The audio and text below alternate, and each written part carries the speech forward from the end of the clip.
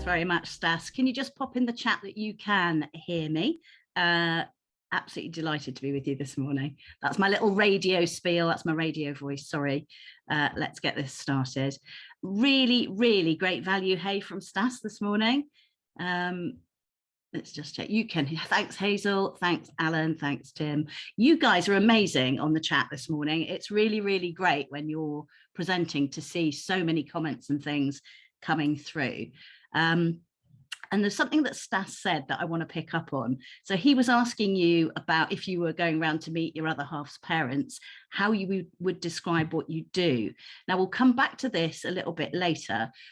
I think my camera's a little bit dirty. I'm a little bit soft focus, but hopefully it's all right. But how would you answer it just in a little, like 2 or 3 words? If you had a title that described like your name and your business, have a think and pop it in the chat, and we'll pick up on some of those later. So like I might be Rachel, the PR guru, for example, that kind of thing. Yes, some amazing stuff from Stas there. I feel like I need time to digest everything he said, and he really, really does reiterate that kind of anything's possible, doesn't he? And we'll touch on that in a bit as well. So this is my presentation today. It's all about increasing your visibility through free media publicity. And for the purposes of this presentation, we're talking about the traditional media as it's become known, sadly. So we're talking radio, newspapers, television, and some social media as well, because obviously a lot of those do use social media platforms too. So we're going to go through about the real power behind being seen and heard. What I've identified, as Stas was saying, as the vast untapped opportunity that's out there. I say untapped because this is an area where a lot of people don't even think about putting their businesses. We'll talk a bit about PR, marketing and advertising, because they all do mesh together. They all play a part, and they're all slightly different.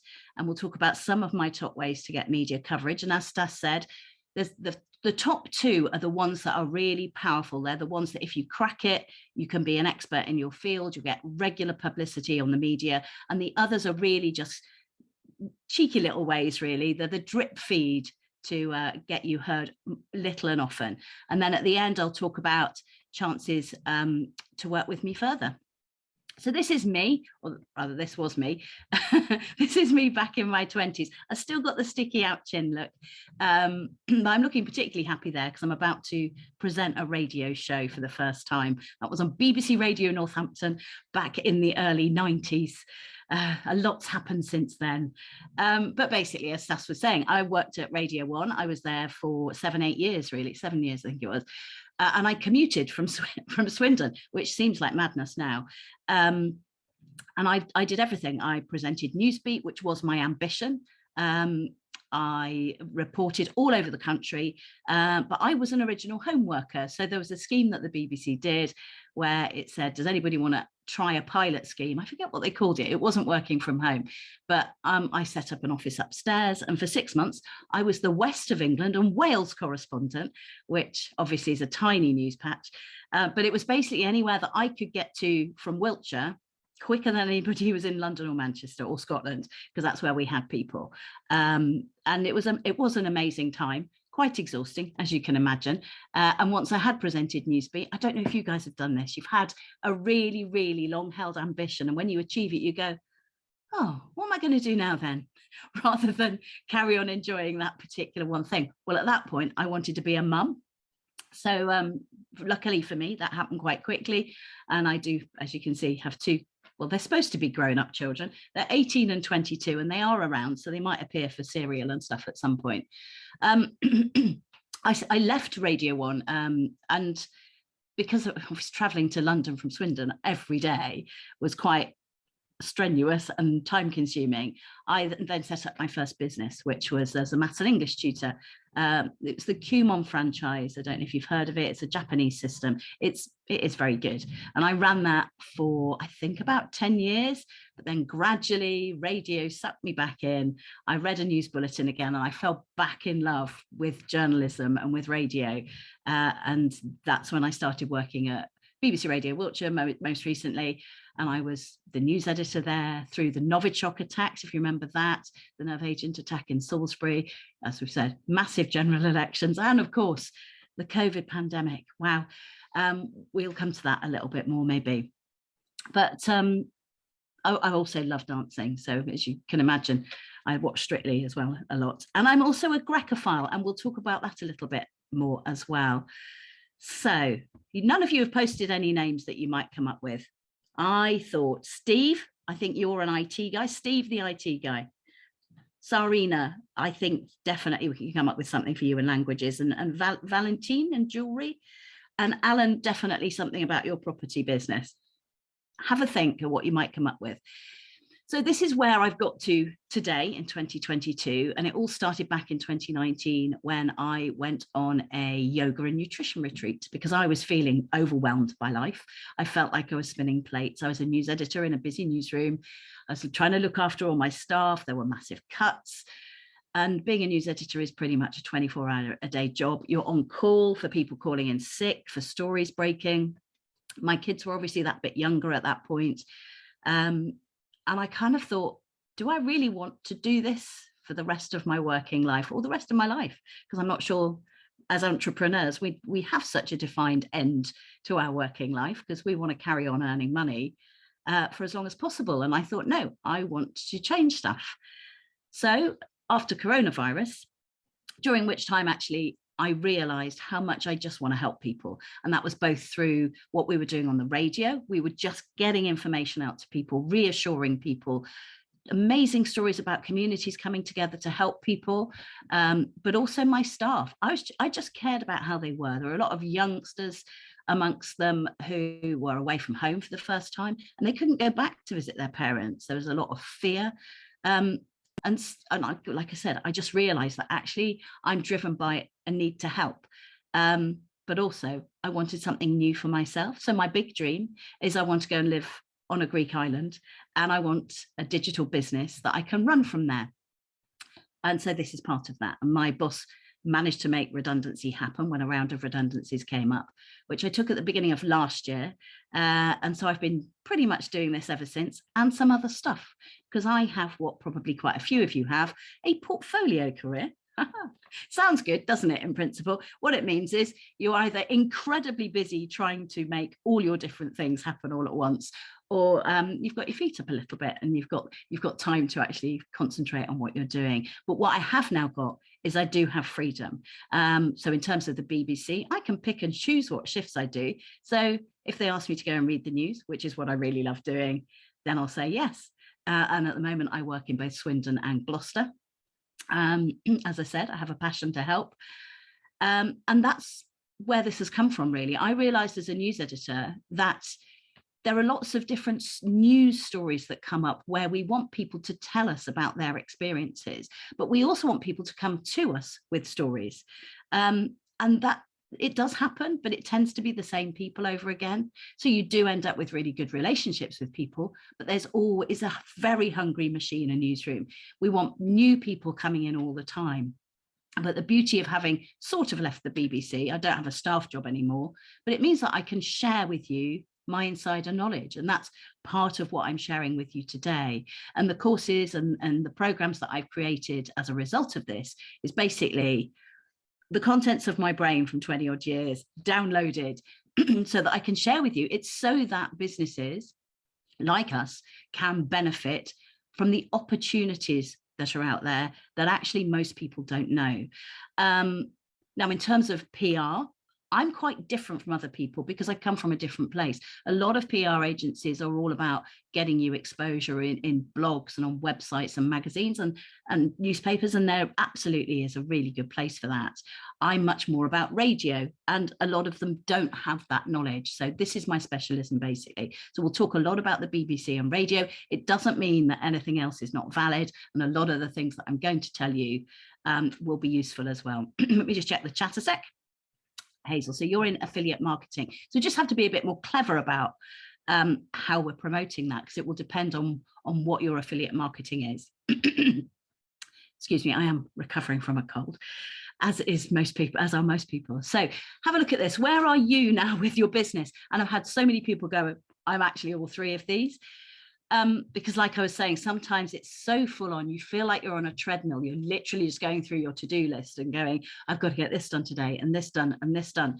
And so you can feel like you're constantly working on your business, churning away, not sure if you're making progress. And really, apart from when you first set up your business, maybe you haven't really thought about what your overall vision and aims are. So you sometimes do need to take that step back and go, hang on, I'm working really hard, but how can I do this much more efficiently? How can I pack a bigger punch? Alan says, I need to match projects with investors. Okay, interesting. We'll have a think about how we might be able to make that into a little title for yourself. Now, a lot of people are like this. Some people are invisible because they don't want to be visible. And I'm actually like that. It's quite a big deal for me to actually put my camera on. Now, before coronavirus, you wouldn't have caught me on camera. My brothers, I've got 4 older brothers, pity me. They always used to say, Rachel, you've got the perfect face for radio. And that stayed with me for ages. And it means that I'm actually not as visible as I need to be in my business. That's something I personally am still working on, but I deliberately put my camera on today because we all have to get comfortable with being uncomfortable. And I'm all right with it now, actually. I look at myself and go, yeah, you need your fringe cut. But, you know, there'll always be something, won't they? But the trouble about being invisible in your business is your customers don't know about you. They don't know who you are. They don't know what you stand for. And it's quite interesting, isn't it? I've been bombarded by some things where I've signed up accidentally kind of for daily newsletters. And even the ones that don't really add much value, because they're just there, I know where I need to go if I want that particular thing.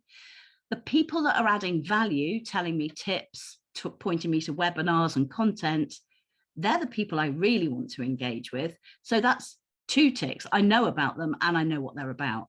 And that's the whole point, isn't it? We need to be visible, like I'm doing today, so that people get to know you, get to know what you're about, get to hear what you've got to say, get to see what your products are. And you might also feel quite stuck. Now, I don't expect many people to know about how you would get an interview on BBC Radio. And that's partly why I'm motivated to do what I'm doing today. And not just BBC Radio, it can be in the newspapers, it can be other ways. Very unkind. Oh, my brothers. I hope that's what you're commenting on, Alan. Valentin says, credibility plus transparency. I can't even speak. Transparency equals conversions. That is like you have taken on board what Stas said earlier. Credibility and transparency. Yep, it's a brilliant start. So are you stuck? You don't really know what to do, especially free media publicity. We're so used to posting stuff on social media, and that is excellent, but there is more that you can do with that. And I'm not talking necessarily about going and posting a little postcard in your village post office. Not that there are many post offices left. And you could maybe have thought about it, but you haven't done it yet. And this is where the rub comes a little bit. Because this is free, we often don't prioritize things that are free because they're not costing us money. Things that cost us money, like when you join an expensive gym, I've got to go. I hate getting up at 5 in the morning to go to the gym, but I've got to go because I've paid for it. That kind of thing. Or you've signed up for a night out and it's really expensive. And when it gets to the night, you think, I'm really tired, but you know what? This has cost me 75 quid. Oh, I've got to drag myself to it. And there is a lot about running our businesses that is about mindset, isn't it? That is what's going to make or break, whether you choose Stas's program, my program, do something with Simon, or go it alone. It is your mindset that will see you through, basically. I digress. So the power of being seen and heard. Now, completely apart from any program that you might do, or radio interview, newspaper interview, when you are just having a general conversation or you're in a meeting at work, it is when people actually acknowledge what you've said or really sit and listen to what you say that you feel validated. Now, natural conversation doesn't happen like this. I mean, I'm really lucky. I've got 80 of you sitting there, hopefully listening to what I'm saying. You can't interrupt. And this is a really artificial situation, but it's actually quite similar to doing a radio or television interview, unless it's a really challenging interview, because you're there to share your knowledge, expertise, talk about what you're doing and who you are. And that's why it's really powerful, because it kind of gives you a bit of a platform to show off, really, and to get right in front of your clients. So in terms of media interviews now, what's brilliant is it gets your name out there. And by your name, I mean your personal name and your business name. You get a chance to talk about what you do. Most importantly, it puts you in front of potential clients. You're not there doing a sales pitch. You're talking about something that's allied to what you do. So people don't feel they're being sold to, but they can get to know you, like you, and trust you. Now, we get to this point in the webinar, and this is where I say, you will have already decided whether you know, like, and trust me. And not everybody will, and that's absolutely fine, because we can't be liked by everybody. We can't be known by everybody, can't be trusted by everybody. And also, the sorts of things we're saying aren't for everybody. It's like when you choose like a coach, it's got to be the right person. You've got to get on well, you've got to gel. And so there is, you know, we're all different, aren't we? And that's fine. However, do hang on, because the stuff I'm going to say can work for everybody, whether you've decided you like me or not. Now, the flip side of this is when you start appearing in the media or start appearing on the radio regularly, they get to know you too. They get to know whether they can trust you, phone you at 6 a.m. to say, oh, there's this story that's happened that I think you'd be great on. Do you think you could comment? Now, that's when you know you've made it. That's when you know you've got the start of a relationship with a newsroom, because they're calling upon you. You can help them. They know that they can trust you. And obviously, the whole point of all of this is we want more traffic. We want more customers. So by appearing in front of an audience where there are customers, I'm not suggesting that in this case they're all your customers, but there will be people listening or reading or seeing you on screen who are your potential customers. You want them to Google your website, go on your social media, and then buy from you. Now, what's brilliant about this is, go back to stage 2. They've already decided they know, like, and trust you. You haven't even done a sales pitch. They come to you because they're already curious, or they've already decided they want to buy something from you. And that's where this is beautiful and very simple. That's great, Alan. I'm glad you're getting loads out of it. Let's hope my voice holds out. It's fine. I did a whole news reading shift and it was fine. So as we've been saying, the key to success is putting yourself in front of your ideal client. Now, Stas was touching on this quite a bit, and there are 2 ways to do it. So if you're in a niche, if you're putting yourself in front of those niches. So say, Alan, you're in property, you're probably in maybe in some groups on LinkedIn and Facebook that are to do with property investing.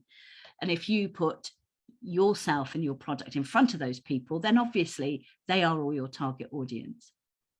Now, what's different here is it's a general audience, but what I'm trying to impress upon you is I'm going to show you a way to get in front of a lot of people so that some of those people will be your clients. So it's that bigger pool of people, which what Stas was talking about. Great, thanks, Alan. And then, I love this slide. They can fall in love with you, because that's what we want. And people are only going to fall in love with you if you're telling them stuff they want to hear and they kind of like you enough to buy from you. Okay, so this is the bit where it takes a bit of convincing, but this is where I've come from, so I know what I'm talking about. The biggest opportunity for you guys is BBC Local Radio. It is the biggest opportunity for any business. And here is why. Because they broadcast an awful lot. 60% of what they do at key hours has to be speech, and it has to be good. And for a local radio station, it has to be local content in the main. So it means they're looking for guests who live locally. They're looking for local news stories, and everybody is local to somewhere. And if you're lucky, you might be local to more than one area. So it might be that you live in one place, work in another, went to university in a third place, grew up in a fourth place. Who knows? Between them, they broadcast more than 4,000 hours of broadcasting. That's slightly mind-boggling. There's around about 50 local radio stations. It does change a little bit. there are certain points in the day when they're joined up, but that's when the audiences are smaller. The biggest audience is at breakfast time. So if you can get on a breakfast show on a local radio station, you will be in front of tens of thousands of people at any one time. And we'll come on to, it's not just if they're listening, that's it and it's gone. There are more opportunities than that. And that's partly because the news belongs to everyone. So once you're in the BBC, once you've done an interview, so what's a big story at the moment? Everything to do with energy bills. So say you've been a guest about energy bills and how it's affecting you or your company. So hopefully the way it gets presented on the radio, it mentions your name, it mentions your company, it mentions where you are. That's the dream scenario. Now that little bit of news might get a little news clip taken off to run in the news bulletins. That might also get sent to the whole BBC. So it might get on Radio 4, Radio 5, World Service, 6 Music, Radio 1. Anybody can use that stuff because it is centrally available. And suddenly, you're not just broadcasting to a BBC local radio audience of tens of thousands of people, you're broadcasting potentially to the world. Now, this is hot off the press because this is happening right now. As of, it was supposed to happen this month, it's been delayed slightly. In local radio, there's a massive push to move people towards digital. So we're talking BBC Sounds, the websites and social media. What they want is pretty much for every story that's told on local radio to appear on a digital platform. And that means even more now that as well as doing a radio interview, that story might now get written up for the website. And the beauty of that is it's then permanent. It is there forevermore. All this stuff you can then use on your own, in your own marketing. You can use it on your websites, on your social media.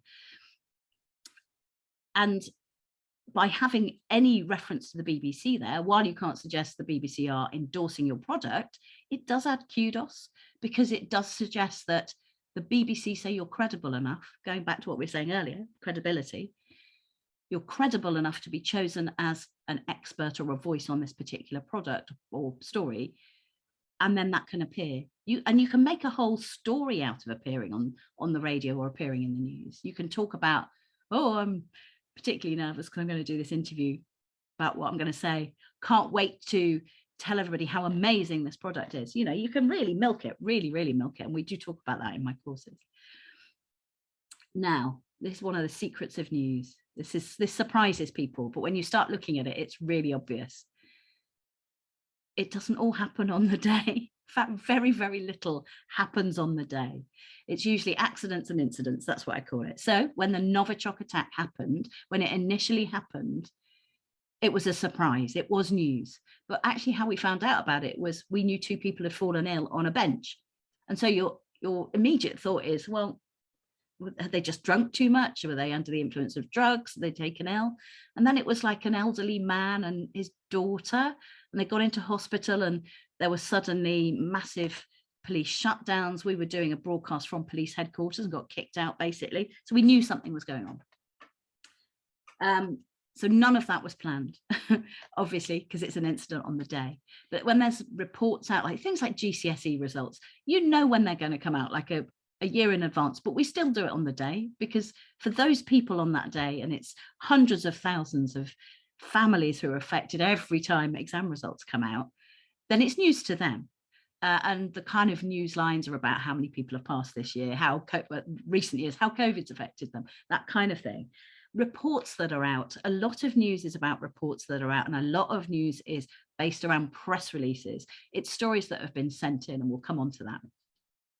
And that's how newsrooms work. So 80–90% of what they do is planned a little way in advance, sometimes a long time in advance, because some stories are harder to tell than others. But a lot of it is decided on in the 24 hours before the day.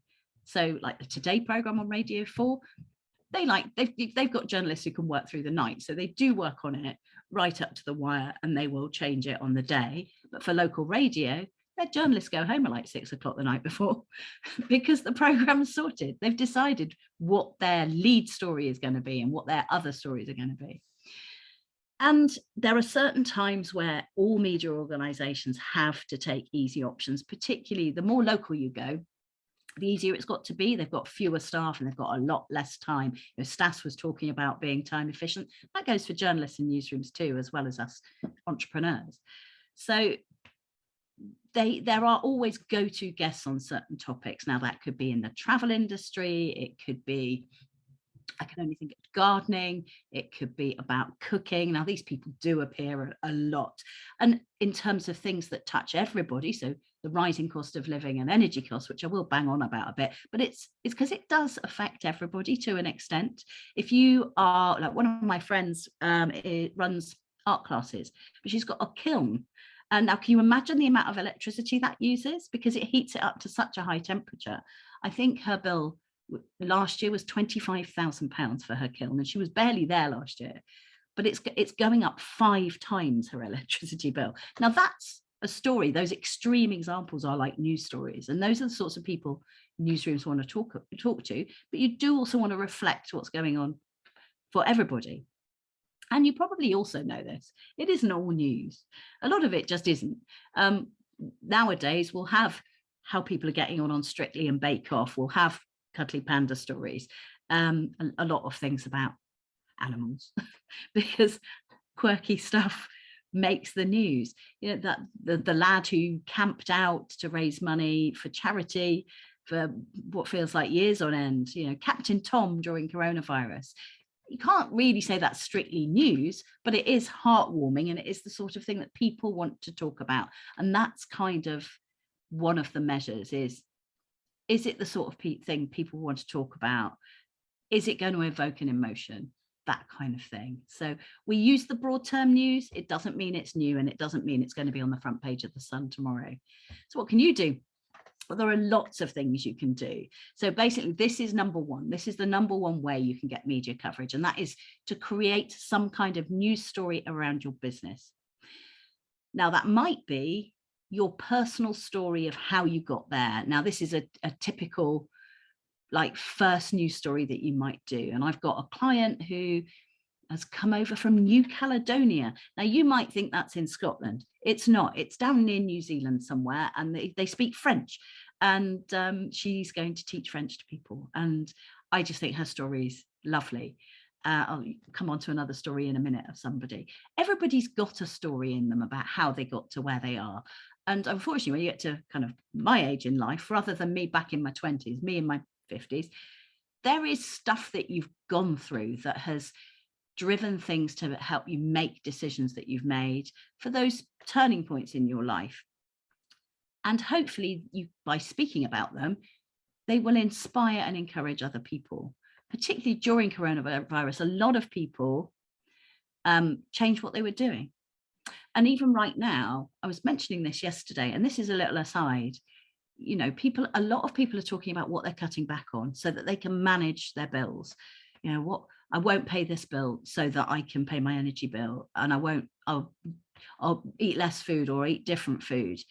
What people aren't talking about is, what else can you do to raise more money? And that's where things like this, the Internet Business School and Saturday School, are second to none, really, because they're giving you guys ideas and ways that you can have another stream of income.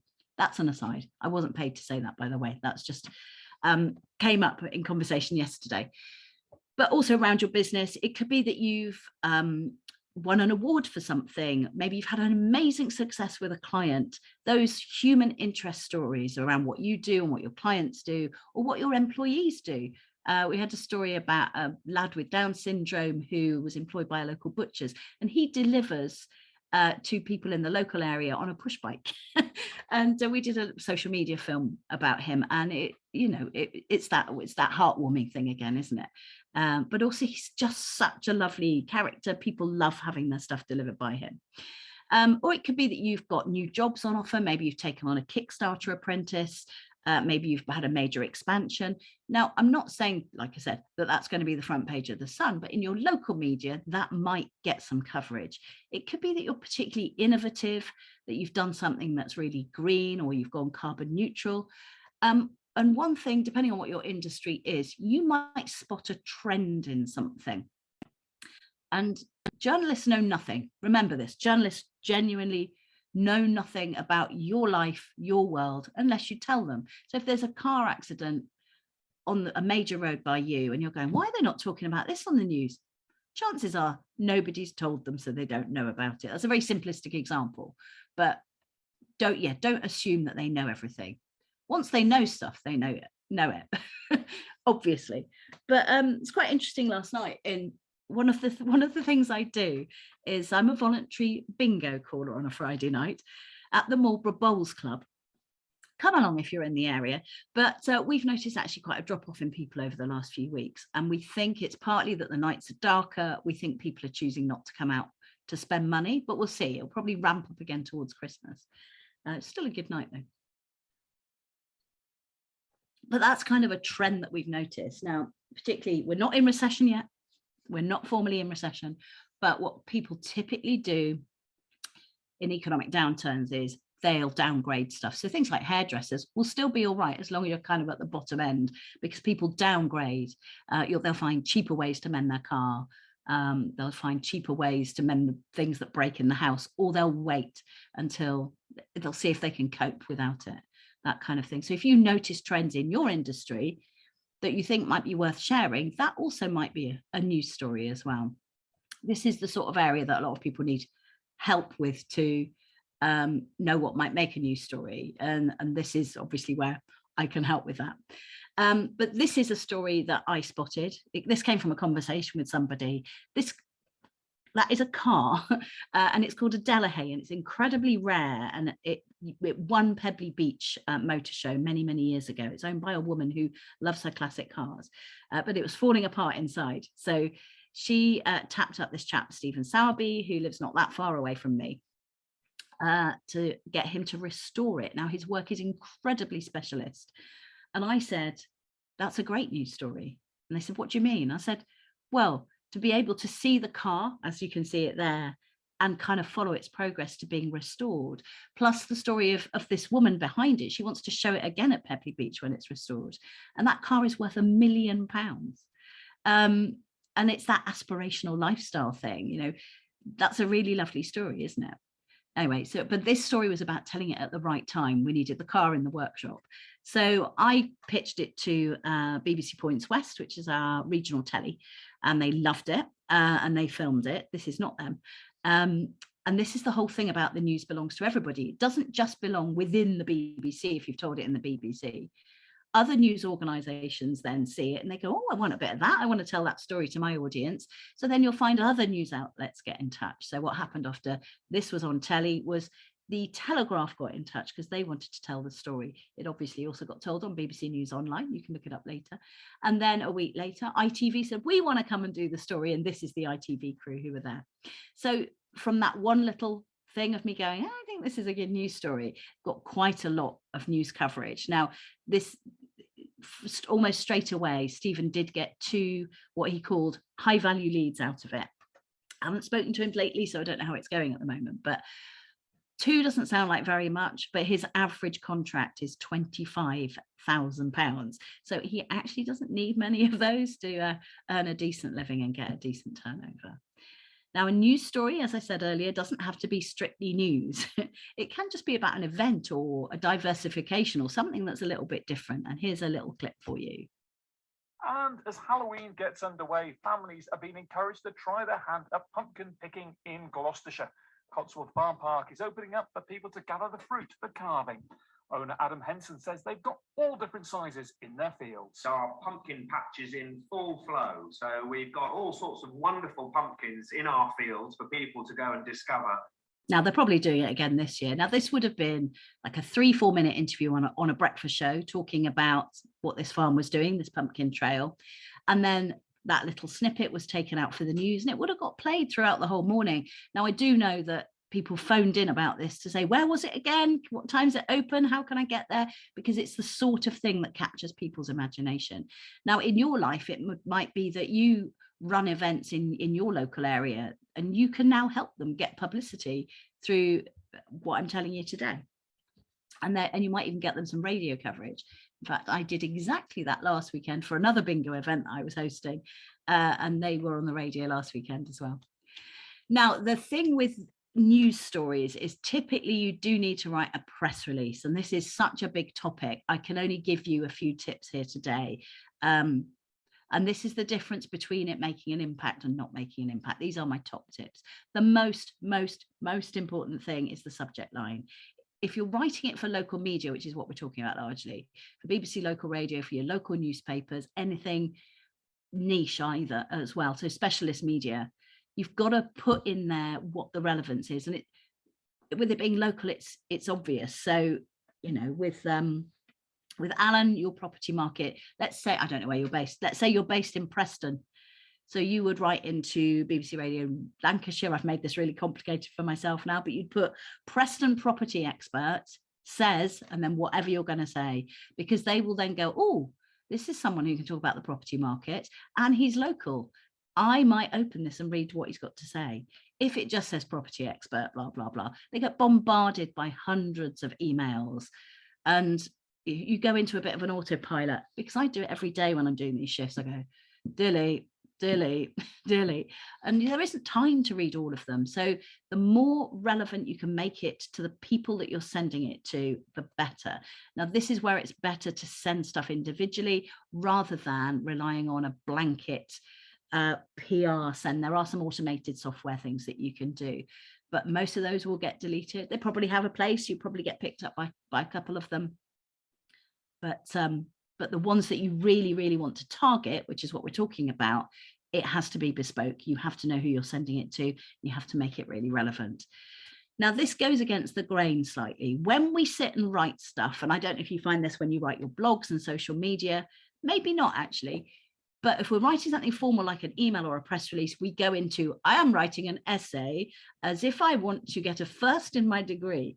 I have to write to impress. And you want to do it kind of almost exactly the opposite, because a journalist, like I said earlier, they know nothing. You need to make it really easy for them to understand and read what you're trying to get at. So right at the top, you've got to make it clear what it's about. Why they don't say this is why I think you should feature it on the radio, but it's got to be obvious why you think they should feature it on the radio. It's got to be interesting to their audience, who are also your customers. So don't put jargon in there. If you're developing some amazing mechanical product and it's got serial number, I've called it the basic HXBC13. It's much better than the previous version. Means nothing, does it? So take all that out. If you need to put any jargon in, put an explainer down the bottom as well. Now, make sure you send it in good time. But like I said, most news is actually decided upon kind of in the 24, 48 hours beforehand. So send it in, be prepared to hear nothing. It doesn't mean it hasn't been seen. It doesn't mean it's not been put on a list somewhere. It doesn't mean it's not in the diary. It just means that journalist is too busy or hasn't really thought about replying to you. But the most important thing is be available to be interviewed. Now, the number of press releases we get sent, and one of the latest ones was about the NSPCC, who'd sent in a response to them outlawing smacking in Wales. They'd sent out a press release. The law was changing on the Monday. We phoned up and said, so can we have an interview on Monday? And they went, oh, we thought we'd have people available, but we haven't got anyone available till Tuesday. So we went, but the news story is Monday. And it makes them look a bit ridiculous, but also it's so frustrating. This is the number one complaint that most journalists have, is people not being available on the day that they kind of need to be available. Now, you could always record stuff. It's a little bit more time consuming. And I would always say if you can do it live, better. But send it in good time. Send it in again. Closer to the time, and be available for interview. And also don't get up. You probably don't give up. Not don't get up. Do get up if you possibly can. Don't give up. You probably won't get a reply. Now, hands up, I'm a reformed character since leaving the BBC and becoming a PR person, because now when I get emails from members of the public and small businesses, I make a point of replying, just so that you know it's been seen, that someone's read it. Even if it then goes on to not be used at all in a news story, it's that validation thing. It's the being seen and being heard thing that we were talking about at the beginning. You've all gone very quiet on me. Let me tell you about Chrissy then. So she attended my training in June. And within a week, she got her first interview on BBC Local Radio. Now, I talked about it's all about mindset. A lot of it is about mindset. Now, Chrissy is a real, she's a doer, basically. So she attended my training, and even from today, you could definitely get some radio coverage, media coverage. But because on my course I give you exactly who to contact and exactly what to say, she was on BBC Radio Sussex and Surrey, I think it was, about her book. Now, Chrissy's story is amazing. She was born in Germany, dreadful head teacher who basically told her, you will never amount to anything. Now, that can go two ways with people, can't it? You can either go, yes, I will live down to your expectations, and you're right, I will achieve nothing in my life, thanks. Or you can go, ha, I'm going to prove you wrong. And she went a bit wild for a while, went traveling, kind of didn't have any direction for a long time, hit a real low actually only earlier this year. And then at some point she had a turning point and she thought, I'm going to write a book about this. And this is January this year, basically. So she wrote a book in a couple of months. Literally, I think this was June, her book was published. She's changed the title, as you can see, to You Will Always Amount to Everything. She also helps other people finish or write the books that are in them. And she's helped another woman who was a victim of date rape, who in her 70s has written her book about her experience. And I think she was attacked much younger. And now she has gone on to help other people who are victims of date rape. You know, as entrepreneurs and small business people, the impact we can have on other people's lives, you can see it's like ripples in a pond, isn't it? You put in one stone and you affect and improve other people's lives exponentially from there. We're all amazing. That's what it's all about. Anyway, Chrissy's also got an approach from Prima magazine as well. Now, let me talk a bit about online, because digital is a massive push, as I was saying, within the BBC at the moment. So there will be lots more stories like this. You'll see the digital offering change quite a lot. There'll be a lot more available on BBC Sounds, or a lot more podcasts and that kind of thing available as well. And podcasts are great to reach your niche audiences. So this is a chap who, during the pandemic, lost his job, turned his front room into a bakery, as you do, and they've turned it into a news story. It's quite simple. Good on him. It's a feel-good story, and it's also a small business story. This is more about sharing your story about stuff that's happening to you that's nothing to do with your business. Obviously, the menopause, and if you need HRT, and the effects of the menopause are going to affect your everyday life and how you work. And this woman, Adele, was brave enough to talk about how the menopause made her feel. But you can see she's sitting in a pub, and that's because that's her pub. And this article does mention her pub and where it is. It doesn't mention the name. But what I love about this story is you might then think, oh, we haven't been out for ages. We know where that pub is, or we know her. You walk into that pub, you already know something about this woman. And it's that whole thing that I was saying about know, liking and trusting somebody. You've got something that you can talk to this woman about. You can sympathize or empathize with her, because we all know somebody, don't we, who's been affected by menopause. My mother was a complete nightmare. I'm having a slightly easier time so far, touch wood. But yeah, it does. And people who live with you are going to be affected by it to some degree. But also the fact that she's spoken out about it, you know, I think it makes her feel very approachable. I'd have no hesitation going into a pub and striking up a conversation with her, saying, I saw you on the BBC News article. Well done. This is how it's also affected. And also, this is part of an industry that's really nailed getting coverage in the media, and that is auction houses, because they have interesting stuff. They have celebrity stuff that reaches ridiculously high values for what it is. And they know how to let people know about it. So this particular example, it's not the most standout example, but it got a decent amount of coverage. It's a Pink Floyd guitar. It sold for 20 grand at auction because somebody wanted to pay that for that guitar that I think you can probably pick up for about 30 quid. I'm quite cynical, but that's the point. They'll send in a press release before it's happened. They'll send up a follow-up. They'll send good pictures. They'll invite reporters around to come and play it potentially. And then they'll tell you how much it cost. And they'll come on the radio and talk about that as well. And it's all good. It's all good exposure. Now, that was number one tip. It's about creating a news story around your business. It's trickier unless you've got something obvious. So other than your initial story of how you got to where you are, you might have something that is particular about your business. The kind of easier way for a lot of people, and the thing that means you're going to get invited back. So the kind of the easier way, if you like, because it's usually the media organizations calling on you, is positioning yourself as an expert. Now, obviously, it can take time to position yourself as an expert and to get known, but not necessarily. But have a think. What do you know more about than anyone else? And there might be other things you're an expert in. Now, Adele is an expert in the menopause. She's not at all, is she? But she's just someone who's gone through the menopause and had an experience. So by expert, it's quite a loose term. But she is somebody who, should someone in the BBC want to speak to someone about the menopause, they might go back to her to say, have you sorted it out? What's your experience now? What's your advice for other people? So she's an expert from that point of view. And wherever you are on your life journey, your entrepreneur journey, you're an expert to someone else. I noticed earlier, somebody said, I'm still deciding what I'm doing. I haven't started yet. But you have come onto Saturday School. You've learned stuff today that you could tell other people about who don't know already. And if you're like I was a year ago, I was a serial webinar junkie. The biggest thing I've learned is to focus on one thing. Clearly, that's not quite what I'm doing, but you focus on, like Stas was saying with his pizza, you chop it up into too many pieces, you're not giving enough attention to stuff. He's absolutely right.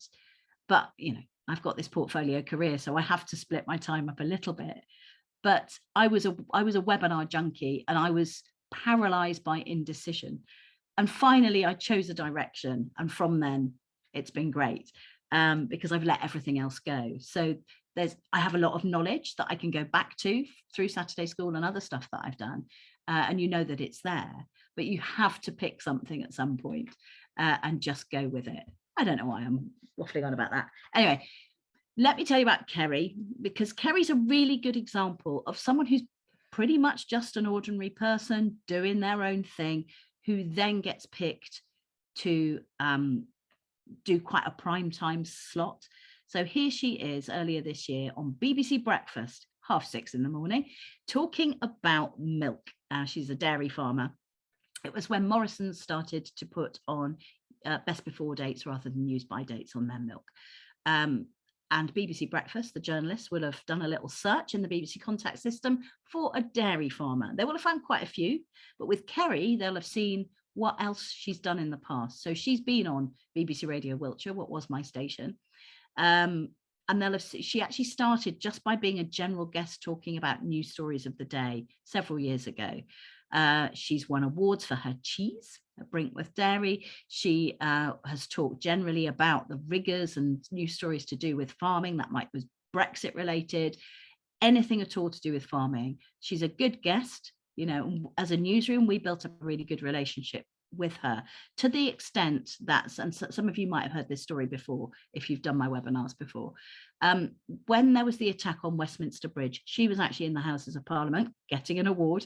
And what the local MP told us that she was among the people who were there. Now, we knew as a newsroom we had a good enough relationship with her that we could phone her up, and if she didn't want to talk to us, she could say, it's not a good time, guys. And we wouldn't feel that we'd upset her, and she would feel she hasn't upset us. And that's why building up a relationship with a newsroom when you get to that point is amazing, because for a newsroom we got an interview with her. She'd been sheltering under a table, was clearly terrified, but glad it was all over, but could also talk about why she was there. So, you know, as a newsroom, we got a news story we wouldn't ordinarily have got.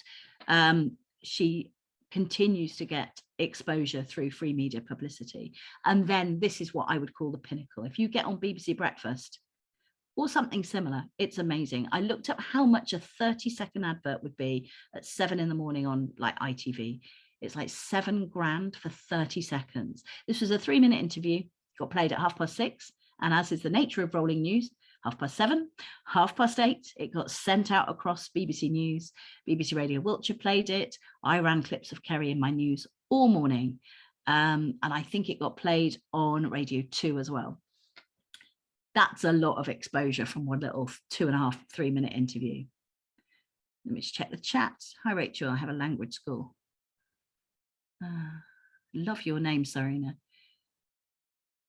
Any ideas on how to promote it in the media? I'm terrified as well. Terrified is fine. Terrified just means you care. Yeah. We'll come on to that, Serena. You could write a press release about your book and about your journey to get there, the sorts of things I was talking about. And if you need to do that in more detail, then there are ways to help for me to work with me at the end. Let me tell you about Helen. Helen, I love Helen. She's a yoga instructor, but she's not a willowy 20-something who's doing eagle pose all the time. Her yoga is typically for people who are inflexible. She calls it yoga for the inflexible. Now it's for people recovering from operations. It's older people who just need a bit of help with their mobility. And because it's different, I felt we could get her some exposure, and we deliberately targeted New Year, where people are thinking about New Year, New You, getting fit. And we contacted BBC Radio Dorset and managed to get her on the breakfast programme, where the breakfast show presenter actually did some yoga on the radio. Doesn't come across that well, but you know, obviously you just, this is me doing yoga. You just describe what you're doing. Now, since then, she's been back on again when it was International Day of Yoga. And that's another way that you can promote your stuff, is targeting those specific day of the month of the, so we're in World Menopause Month at the moment. There's a lot of mental health stuff around as well. There are international days of, so Mother's Day, Father's Day, all that stuff. If your product or service fits into anything around those international days, then that's another way to write a press release about something. Anyway, back to Helen. So at that point, Helen was running one yoga class in Dorchester every week. She's now running 3, and they are all full, and she's doing very well. Now, here's an example of somebody that a newsroom will go back to again and again. Now, this does go back to coronavirus, but you remember when we had like all the red, amber, green travel rules about, and when if you travel to Spain, it was different than if you travel to Greece or America. If they let you in, you couldn't go to Australia. We needed to speak to travel agents and travel experts regularly. And obviously, you can't usually keep going back to exactly the same person, because that's too much exposure for one person. And for the BBC in particular, that would feel like advertising. So what you do is you have like 4 or 5 who you go to regularly, and they might be on every few weeks, but that's still quite a lot of exposure for one travel agent. Now, here is an example, and this is me reading the news. The last 7 places are to be taken off the red travel list from 4 a.m. on Monday. It means no more hotel quarantine for those coming from parts of the Caribbean, Central and Southern America. Sarah Watts is a travel agent from Devizes and says bookings are picking up. We've been booking a lot of short-term departures, so going away in the next few months, but then also people planning out for 2022, 2023 as well. And the inquiries are picking up. Some people are just dipping their toe in the water just to see what the reality is like of being able to travel at the moment. Right, so you kind of get the idea of what she would come on to talk about, and you will have decided whether she sounds like she's an authority or not. So in terms of, if you were a radio listener and you heard Sarah talking quite regularly, and you perhaps were in that general area, you will decide whether you want to book a holiday with her or not, because you've heard the name of her travel agents quite a few times over the weeks, over the months, over the years. She's probably the first person you think of when you're going to go and book a holiday. And more people are using travel agents these days after coronavirus. Now, it's good to have a vision, and it's amazing to have ambition. We'll come on to that in a bit. But how big do you want your name and your business to be? Because in terms of being an expert, a lot of it is about being in the right place at the right time. It's about doggedly appearing as an expert, so that people know that they can call on you, and that you will more often say yes than no, and that you know what you're talking about. And Martin Lewis started his business on 50 quid, and he has built his whole business on knowing stuff about money. There is no more training. He is a multimillionaire. And he appears regularly on Good Morning Britain. And in terms of, if anybody wants a guest to talk about what should I do about my energy bills, what should I do about my mortgage, all that kind of stuff, he's the person that you would want to talk to. He's the person you'd want to follow. There kind of isn't a second best to Martin Lewis. He's knocked everybody else out of the park. Now, it doesn't have to be that way. Now, there are lots of other examples. So like there's celebrity GPs who you might talk to, but you kind of also know they're a celebrity. So the world is your oyster when it comes to this. Going back to the nerve agent attack that we talked about, when that happened, and we knew that it was about a nerve agent, and we knew it was about a former Russian spy, we just needed experts who could talk to us about nerve agents, and an expert who could talk to us about Russian spies and how spy swaps worked. That's all we knew about the story. And so, like I said, you turn to the BBC contact system, put in nerve agents, and you see what comes up. And so you go to the first experts, basically in that scenario, who will answer the phone and feel that they've got some value they can add to your programming. And obviously, there's a whole range of experts to start with. And as those news stories go on, the people that you keep going back to are the people who are the best authorities, who are the best speakers, but who are also available. Now, that could be you in your business potentially, or if you've got a niche interest. So this isn't necessarily about a business so that you can make money. It could be just that you're an authority in a particular type of locomotive, say, or a particular flower or bird. It's funny how the more niche you are, as Stas was saying, kind of the more your value, because and how those news stories do happen. It's like when you're looking for a news story in a particular area, you find them. Anyway, I just want you to think about how big you want your name to be. And like Sarina was saying, she's terrified about potentially talking on the radio, for example. But that's just her starting point. There's a lot of faking it till you make it, but we can work on that. Now, there are also lots of stories you can comment on, like I was saying, as an expert, just in your everyday life. It might just be your opinion, your experience of renting or home ownership, or being homeless, or being a pet owner, or learning to drive, not learning to drive, being a commuter, all those things. Now we've got a new king. That's going to be, and the monarchy, obviously, and slimming down the monarchy, the antics of the monarchy, that's in the news quite a lot. We have a new prime minister who is doing interesting things. I can't have an opinion on that.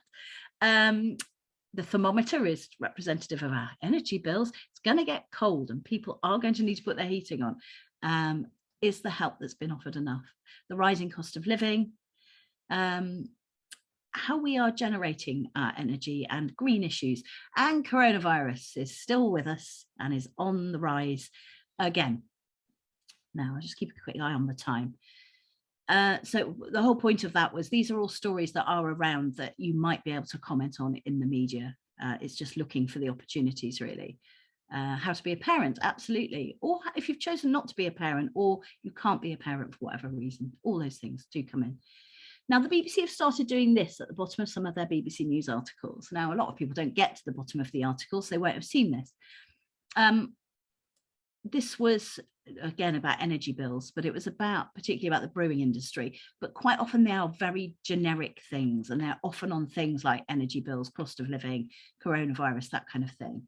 It's a get in touch form at the bottom, and it will have a question, and there are various ways to get in touch. Now, if you put on there just a couple of lines about your experience and where you are, that will get sent out to the whole BBC in a different system. So if you send in a press release, it appears in an inbox, and one person will probably see it and decide whether to pass that on to somebody or delete it.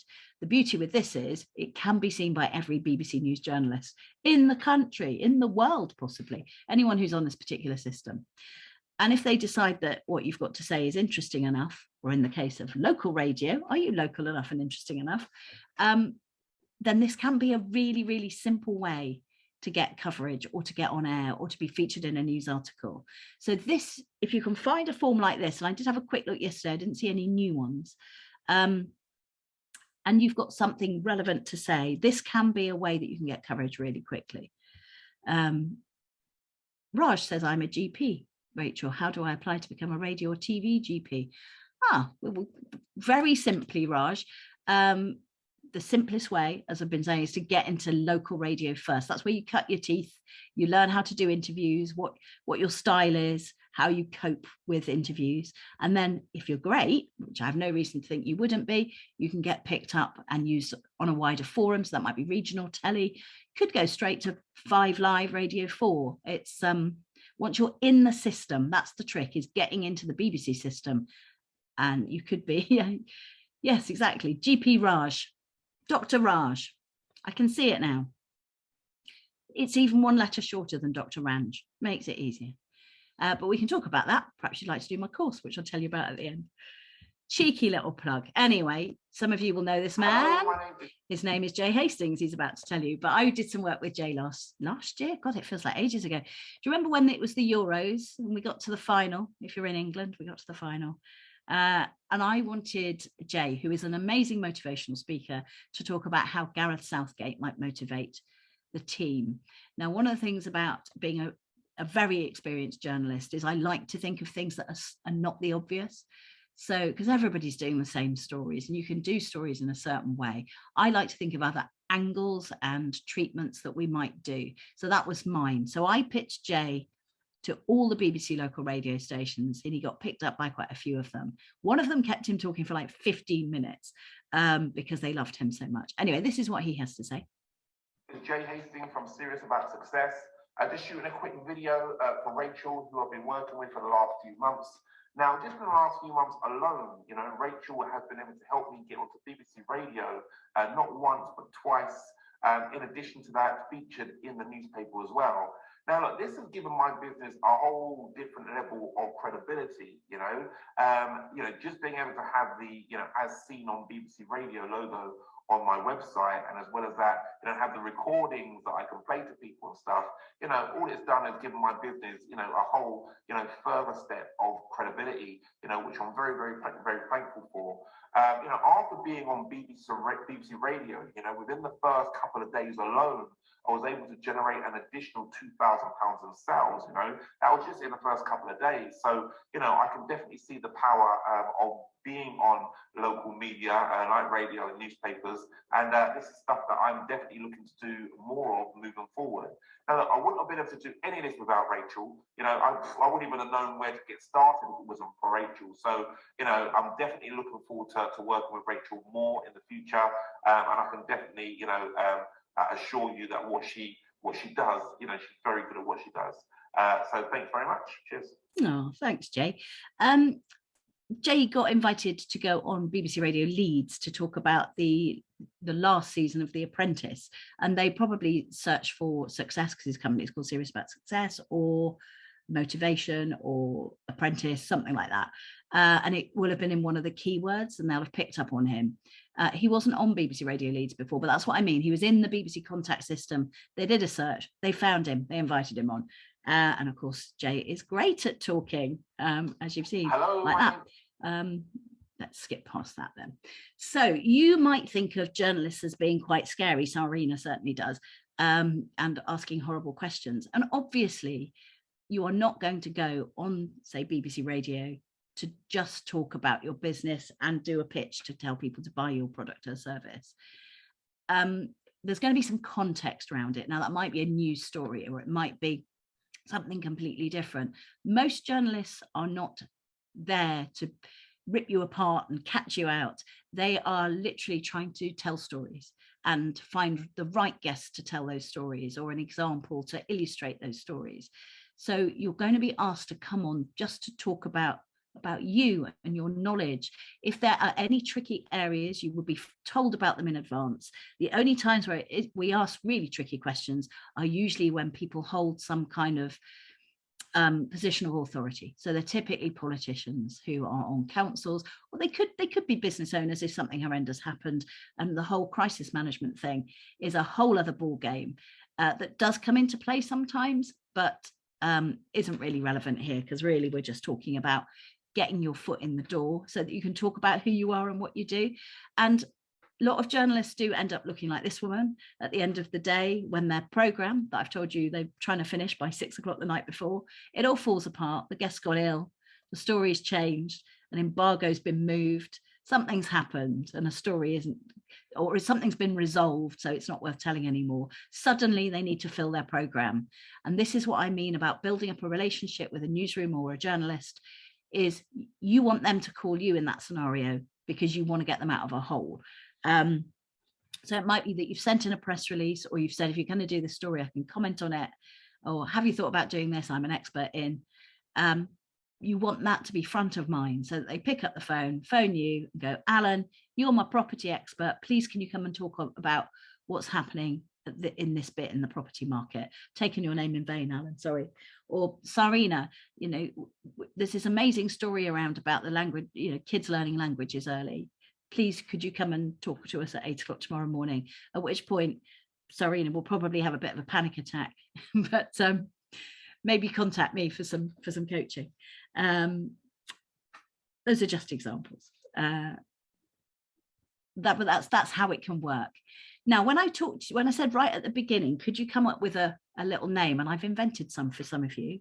So like Alan, the property expert, Sarina, language tutor Sarina, Steve, the IT guy, Reiki Row. Come up with your own. This is where it comes into its own, and this is so simple. If you listen to local radio, now it's not for everybody, it's a slightly older demographic, so 40 plus, but it is kind of for everybody, and they do talking points every day. So typically between 10 and 11, your local radio station will be talking about something, and it might be about the monarchy, it might be about energy bills. They try to not be too depressing too much of the time, but this is an example that anybody could have answered. When it comes to flexible working, what's it like where you work? Now, every single one of you could have texted, emailed, WhatsApped in, tweeted in an answer to this. And if you've got your little handle, like Steve, the IT guy, Alan, the property guru, Reiki Row, language tutor Sarina, if that's part of your Twitter handle or your name that you text in, they will probably read that out. And if you take part enough, the listeners hear that. So we do have people who are Posty Jill. We've got, I think it's Sam, the delivery driver, and sometimes it's Sam, the Ocado delivery driver. So if you can drip feed those little contributions in, the audience do feel they've got to know you. We all feel we know Alan, the property guy, and Sarina, the language tutor, don't we? Nobody answered this question. So this is from a few months ago, but nobody got in touch. And it's not because nobody was listening, because they'd all taken part in some fun music quiz earlier. I think this is such a missed opportunity that every business listening should hang their head in shame. Because even if you work for yourself, you can say, my boss is a bit of a dragon, but she does let me have Fridays off if I want them, because I work for myself at Caution Printers, or something like that. It's playing a game, but this is so simple. This is one of the things that you could do probably Monday. There'll be quizzes and things you can take part in, and people get used to hearing your name. Now, if you're a radio listener and you want something to do with IT, and you've heard Steve, the IT guy, because he texts in every day, you're probably going to recommend him to other people as well. But you do feel you know him. You haven't heard him say anything, but he's somebody, he's a lead. He's somewhere where you know that you can phone, and he might not be the right person, but he might help you. Now, this is obviously a way where you don't have to talk on the radio, and you're not trying to get your personality across, and people don't really know very much about you, but this is a starting point. This is sort of a foot in the door. It also might work for Alan, the property expert. If you're a regular contributor to a show and then they do want a property expert on, who are they going to go to? Of course, they're going to ask you, because it's easy. You're right in front of them every day, answering questions and engaging in the program. Anyway, I hope that helps. So here's another way of answering opportunities, quite often on Twitter. This is not radio. Publications will put out little appeals. It's basically asking the public to do their work for them. And these are a couple of examples. So freelance newbie at Good Housekeeping here would love to know of any launches, newsworthy angles, or must-know info across beauty, fashion, home, and lifestyle. That's so wide and encompassing. In fact, Valentin, you're into jewelry. That's the sort of thing you could potentially answer. There's a lot of stuff at the moment about gifts and Christmas ideas as well, which is why it's got all that ridiculous Christmas stuff at the bottom, even though it's only October. Alan, I'm glad I've won you over, I think. And another example, I'm looking to talk to people who lost their jobs during COVID, still looking for work, or people who had to take up a job in a different field. Now, that's going to be so many people. Look on Twitter. There are particular ways you can look at this, just or follow publications that you want to be in. And when they tweet about this stuff, just search for it regularly and you'll find it. And like I said, there are so many people asking for Christmas angles, Christmas stories, Christmas gift ideas. If you've got like a press release or an email ready to go, you can just ping that off each time. Somebody will pick it up at some point. And quite often they go with the first movers, because if you get in quick, they want to get their job done. So I said that we talk generally about marketing. Now, this is all marketing. The differences are, if we talk about direct marketing, that's your advertising, typically paid advertising, things like Facebook ads that you've probably run, where you're directly asking people to buy from you. Hi, I'm Rachel, buy my course, I'm amazing, that kind of thing. It involves an ongoing cost. Quite often you have to test stuff because you might not get the click-through rate, but when it works, it works. The other thing is it's guaranteed it will appear. It will appear in front of the audiences you've told it to appear in front of, and then you take it from there. This that we're talking about today is indirect marketing. We're not directly selling to people. We're giving value or a news story or context to something, or speaking as an expert. So it's about building brand awareness through being visible. It's gradually seeping into people's consciousness, not confidence, gradually seeping into people's consciousness, so that you kind of just become part of their world, but they love you. So when they do decide they're going to buy from you, they come ready-made. It's very authentic, but there are no guarantees that you'll appear. In theory, you could send out 100 press releases and never get anywhere. I'd like to think that's not the case. I have a very high hit rate in terms of, particularly with BBC Local Radio, because that's what I do and I know who to approach. But yeah, it isn't guaranteed because you're not making those decisions. You can only influence those people. You can't control what they do. So what works? Well, it all works in different ways and at different times, and depending on what you're doing. It's dependent on your business. It depends on what you want to achieve. So we talked earlier about the goals you want to achieve. So it can all work. As with everything, you need the right skills, the right people, and the mindset, because we talked about that too. And you do need to commit some time to it. And that's the bit that can be difficult, because we are all time poor to a certain extent. So that's most of what I'm talking about today. If you have questions for me, and I've had a few, pop them in the chat. I would say your next steps, if you don't go any further with me, find out your go-to media, so your specialist publications. Don't think for 1 minute that you can't feature in those. The only way you can't feature in those is if you never get in touch with them. Now, it's often easier than you think it is to get in touch with them. If it's like a magazine, it's usually the first page. It's got email addresses and everything in there. If it's a journalist, quite often on a news article, it'll have like their Twitter page, and you click on it, it takes you straight there, because they want you to get in touch. They will filter out anything that they don't want to respond to. You've got to have a really thick skin to that tumbleweed silence when you send stuff out and don't hear anything back. Try not to take it personally, and find out what your local papers and radio stations are. The more local you can go, the easier it will be. Now, there are some news online publications that are literally town specific, and even your village newspaper, your village parish council magazine, almost, people want to support people who are local to them, because that's what you've got in common. And also TV journalists, quite often they've got a specialism in a particular area, like health, or a geographical area. Alan, where do I sign up? I'm coming to that. So would you like to work with me? Now, I think we've kind of got to know quite a few people on the call today, and you've been great on the chat. So my first thing, this is the simplest thing. This will work for everybody, particularly if you're in the UK. If you're not in the UK, then there's still value in it, but a lot of it is BBC based, because really what I'm trying to do is I'm trying to get everybody on the BBC. I'm trying to get you that foot in the door, but we do also talk about other local publications, other national publications. And this is about, we're going to create a plan for you for the next 12 months so that you can start local, we'll get your foot in the door, and then we'll build from there, and you'll have your vision of which is your dream. Do you want to be the next Martin Lewis and be co-hosting on Good Morning Britain? Do you want to be the front page of National Geographic magazine or feature in Prima magazine? Unless you write it down in a plan and execute that plan, it's not going to happen. And you get access to my brain. So would you like to get some experts from me? Basically, I love hearing your stories. One of the things I really, really love about this job, if not the best thing about this job, is getting to know people. What drives you? How have you set this business up? What do you love so much about what you do?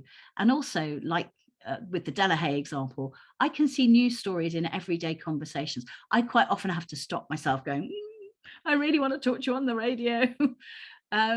I even at my bingo last night took a microphone with me, it's just over there, to ask people about the cost of living. And because I've been doing it for a year now, it didn't feel that awkward, but and quite a lot of people didn't want to talk to me, which is fine, but they are exactly the sorts of people I want to talk to, because they are the people who are going to be most affected by the price rises. I digress. Anyway, so I have created a media mastermind line. Like I said, I've downloaded basically everything I know that can help businesses and entrepreneurs and even charities and organizations who want publicity. I thought I'd change this slide. That says all 10 of my ways to get free media publicity. I counted it up. There's actually 13 on there. So there's even more. There's 13 ways that I've come up with to get free media publicity. We will create together your own bespoke media plan for your business. Now that's because it works differently depending on what your business is. So if you're an affiliate marketer, it's a bit more complicated than if you are Dr. Raj. It will be really clear what Dr. Raj is going to be. He's going to be an expert in all matters of, I'm assuming you're a GP, being a GP, health stories, illnesses, coronavirus, jabs, all that kind of stuff. If that's your bag, Dr. Raj, we can make that happen. But in a very different way from if you're an affiliate marketer, or if you're a retailer, if you sell jewelry like Valentin, or if you're a property expert, that's different as well. We'll be looking for opportunities throughout that year where you might be able to go, right, this is coming up. I can send a press release and capture that zeitgeist, capture that topicality. And then we have to manage to create a story that you can pitch. So what is the story we're telling? What are we pushing? Is it your personal story? Is it the service you're offering? Is it because it chimes with something that's going on at the moment? And we'll go really deep into how to write the perfect press release. Now, I have read probably tens of thousands of press releases because I get hundreds each day. I know which ones get opened and read and which ones don't, which ones get deleted instantly. And so it is a bit more complicated than that. And there has to be the right information in there. I've given you some pointers today. And they will be good enough. They'll be a lot better than most, but this is about top-notch press releases. Also, obviously, for people like Sarina who are really scared, how to prepare for an on-air interview, because the reason we're scared, fear is not real. It's a construct that we tell ourselves that there's stuff to be scared of. And so if you take a lot of that away by preparing you and saying, this is how it's going to happen, when you know more about something, it becomes less scary. There will be adrenaline. CSE Limited, I have to organise a press conference this month to launch an IT, I think that means festival. Can you help us? Yes, probably. I'll give you a form in a minute to fill out and we'll have a chat.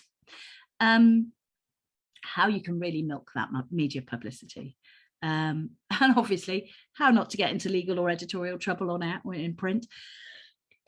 Now, the BBC guidelines are fairly huge, but I know them inside out. You'll be pleased to know. I should do. I've been doing it long enough. And there's stuff you can and can't say. The most obvious is don't swear on air, but that's not going to get you in legal trouble. So this is the interview, class. It's £97. You don't just get all that. You get an interview masterclass. Now that is about, so Sarina, I know you're scared, but say your local radio station says, can you do an interview next week?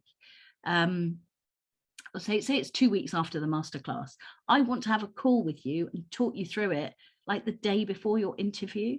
I don't want you to sit through training about what you need to do and then you've forgotten it, because it's less relevant then. So when it's relevant, we'll have an interview masterclass. It's very bespoke to you and your situation. I can also tell you the exact people to target. Now, a lot of press releases go to a generic inbox, sent out very generically to lots of people, get lots of bounce backs. Because I know a lot of people within the BBC, I can tell you actual named contacts to send it to. And that means that we can really laser focus what we're doing. So it's going to the right people and it's relevant. So the chances of it getting picked up and you being chosen is much, much higher. And also, up to an hour, these typically are, is a one-to-one call with me. So we'll go through your media plan. We'll work on it together. Now, also what I have been doing is people have been sending me their examples of press releases. And obviously you can sit through a class, but until you actually sit down and do it, that first draft is really, really hard. So I'll go through your first press release with you as well, to make sure that we're both really happy with it. Comes the moment, comes the woman. Fabulous, Ellen. So it's £97. Now, a one-to-one call with me is that much, and you're getting all this other stuff as well. It's an amazing offer. Now, this is the product that can help anybody. You'll get real value from it. And, you know, we do have huge success with getting people, particularly radio coverage from it. Now, the next one is actually not for a while. It's not until the 12th of November. Now, you are the first people to get the opportunity to book onto this, and there are 20 spaces available. So if it fills up, then the spaces are all gone. And no one else will be able to get onto this one, and the next one will be after this, and I'll explain why in a minute. Recordings will be available, so you can always refer back to it, or if you can't make it, but you've booked your space, then you'll get the recording. You can also bring along, I've put a business partner, but actually sometimes it's helpful to bring your life partner along, because it's nice for them to know what you're doing. It means that you might have someone who can hold you accountable, or you can share the tasks with. That's also helpful. Or quite often it might be you've got someone who does a lot of your marketing, who would be really good skills for them to learn. Or I forgot what I was going to say, but you know, if you've got two people and you want to split roles up, that can work as well. Now, I think my next slide. The reason there's a delay until my next course is because this is where I'm going to be next week for 2 weeks. And this is because I said I had a portfolio career. One of the things I want to do is go and live on this Greek island, as near to this beach as possible. It's Munda Beach on Kefalonia. And one of the things I'm doing is I'm running wellbeing holidays. And this is my first retreat that I'm running next week. So I had this on a vision board and I'm making my vision reality. I'm so excited by it. It's a cappella singing and sound meditation retreat. So it's completely different from anything I've ever done before, but I'm very excited about it. So I'm having a little break. And then in November, I'm going to come back. I'm going to run my media mastermind. And then if you are interested in working with me, if you fill out this form, I'll write it in the chat.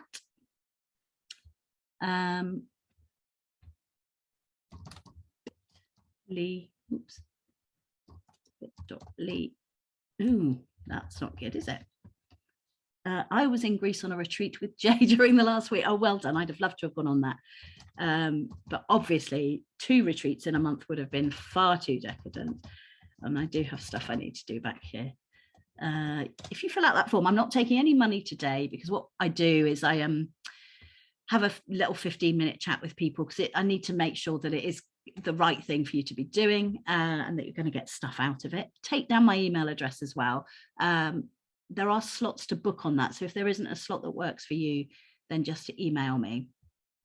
And if you're watching this on replay, I'll add some others as well. Now, like I was saying, from today and from that course, you can get instant results. But it is a marathon, not a sprint. You'll often get instant results and then you go, what next? And that's the bit where often people need help, because you can tell your personal story. You might have a new story. You might have a product that you're launching. And so you'll get coverage, but it's then, how do you capitalize on that? How do you keep that going? And that's where I can help a lot. I can't see the form. You should be able to just try putting that in again. It should take you to a job form. From that bit.ly form. So this is a chap called Paul Green. He's not a client. He's somebody I follow on Facebook because he was a pilot and he lost his job during coronavirus, and he set up as a business coach, and he got covered by BBC News. I think he was on telly, but he was definitely in an online article about his business, and they did a catch up 2 years later. Him and about 3 other people, I think, are featured in this article. And look what he said, just from this one news article, with an hour of it going live, his unique visitors to his website increased 320%.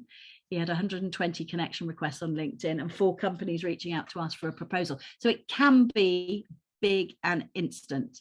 And obviously it's then keeping that going. So like Stas was saying, it's about getting traffic to your sites, but it's keeping it going. It's great getting 10 people 1 month, but then if you get none for the next 3, that's not sustainable.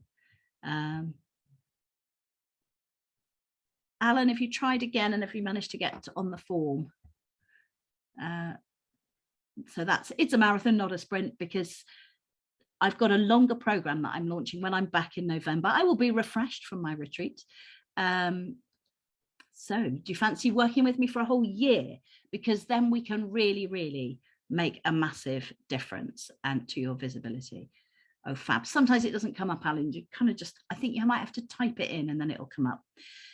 I haven't even finished finalizing what this will be, but this is the minimum of what will be included in it. So first of all, I really want to get to know about you and your business. So we'll have a deep dive introductory meeting. Hopefully we'll go out for lunch, maybe for an hour or 2, chat through everything, what you want to achieve, what publicity you want to get. We'll have weekly skills that we'll talk about on Zoom, things like writing press releases. Basically, my skills are writing stuff and speaking, not so much appearing on video, but I'll do it because that's what I've spent my whole life doing, is talking, presenting and writing and writing and writing. And I can write stuff that's engaging for a specific audience, and I can write things very concisely as well. I can write stuff that sounds very authoritative and for a Radio 4 audience if you want. So if that is something like copywriting, that kind of thing, I can definitely help you. I think I'm going with a title, Visibility Coach, which sounds a little bit like an invisibility cloak, but the opposite. Anyway, so we'll have fortnightly one-to-ones with me so we can check on your progress, accountability, are you on the right track? And we can tweak that as we go along. I'm planning monthly brainstorming sessions because, as we all know, coming up with content for your social media, for your websites, it's the biggest ache of all, isn't it? It's, I've got to say the same thing again. Now, I've just been given a task by somebody to write 30 LinkedIn posts on the same thing. And I thought it was only 15. I did the first 15. I thought, I've run out of ideas now. And he went, no, you've got to write another 15. And I went, okay. And actually, the more that you think about stuff, the more inventive you get, and write in different ways and from different perspectives. I found it a really good exercise. I managed all 30. I'm very proud of myself. We'll talk about all forms of free publicity and visibility. We'll also talk about paid marketing, because we need to talk about a general marketing strategy for your business. So everything comes into play for that. And we'll have a Facebook community for all of us to share everything that we have ever known, top tips, hints. Anytime we see like a BBC News page that you might be able to engage in, that kind of thing will go on there. Now, if you're interested, fill out the form. Bitly. I think I've got it again on this page. So let me see if I can. I can't copy and paste it, but I can copy it. If not, ping me your email address and I will send it directly to you. But just fill out a form. If you want to have a conversation with me, absolutely no obligation. But if you book in now, I have only got limited spaces on that, partly because it will be brand new. So at this stage, I don't know how many people I can cope with. So I've got to make sure, I've missed out a / sorry, that it is manageable. Trying to multitask. There we go. I'll take down your email address, Alan, thank you. Hopefully everyone else has managed to make it work. But take down my email address as well. And we'll take it from there, because when the spaces have gone, they've gone. And you guys are getting the very first chance to book on this with me. And just talking to you today, you guys have been great. And I know just from the sorts of businesses that you're doing that we can have real impact on this as well. So let's have a chat. It's a 15-minute chat initially. So just book that on the form or send me an email. I will write my email address in here as well. So any final questions at this stage? Free media publicity. And if you're watching on replay, publicity, that's also possible. No, that's not my email address. Oh. Rachel at freemediapublicity.co.uk. I'm still typing it in, Alan, but I'm glad you've got the form. This is an insight into me writing as a newsreader. I type fast, but not very accurately. Could you send the link here? I think I just have done, but I will do bit.ly/. Now it might be that you, instead of cutting and pasting it, you might have to type it into the address bar at the top. That's when it seems to work best. If you search for it, it doesn't find it, but if you put it into the address bar, type it into the address bar at the top. And I think it hasn't got a... Please forgive me, guys. bit.ly/free. It doesn't have a .co.uk at the end. Media publicity.